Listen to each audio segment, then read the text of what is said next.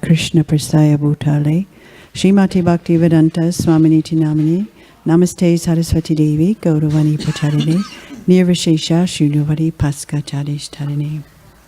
A couple of days ago, I was listening to a conversation that Prabhupada was having in his room in Honolulu, and it came up that there was, in a discussion between him and some of his servants, that there was a devotee who had moved out of the temple and to live homeless in the train station, the local train station. And Prabhupada was very surprised to hear that. And he immediately asked the servants to go get him and bring him here. So I felt very, almost embarrassed to be listening to the conversation, wondering what Prabhupada was going to say to this person. So they bring the person into Prabhupada's room, who was living in the train station, his disciple, initiated disciple. And so Prabhupada said very gently, "So why are you living now in the train station?" And the disciple said, "Well, Srila Prabhupada, I love you so much, but when you're gone, I don't know who to take instruction from. There's so many people telling me what to do. But when you're physically not here, I don't know what to do or who to listen to." And Prabhupada seemed surprised at that, and he said, "Well, just read my books and do what I'm telling you in those books." And at that time, there was apparently in Honolulu a couple of groups, at least one group, that had left the temple because they had lost faith in the local administration or authorities, and they were confused. And of course, Srila Prabhupada knew about all these different political things going on around the temple.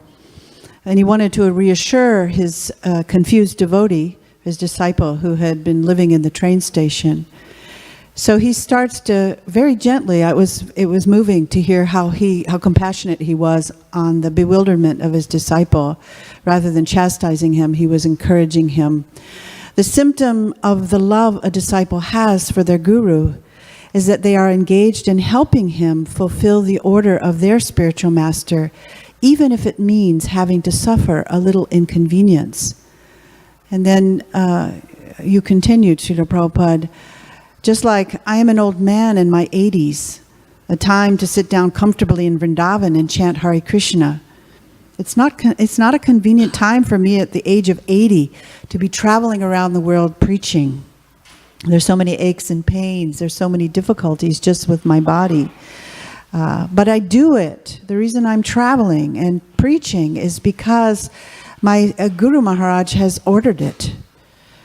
And that is my duty, even if I'm an old man."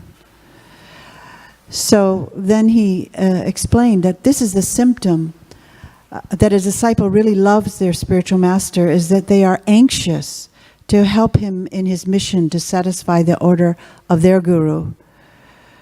So on this Vyasa-Puja day, Srila Prabhupada, I beg your mercy to find ever new ways, that I can find ever new ways of spreading the message of Lord Chaitanya, to chant the holy name in the association of pure devotees, and by making your words available to all people by distributing your books wherever I may be.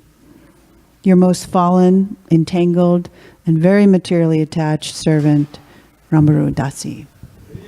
Hare Krishna.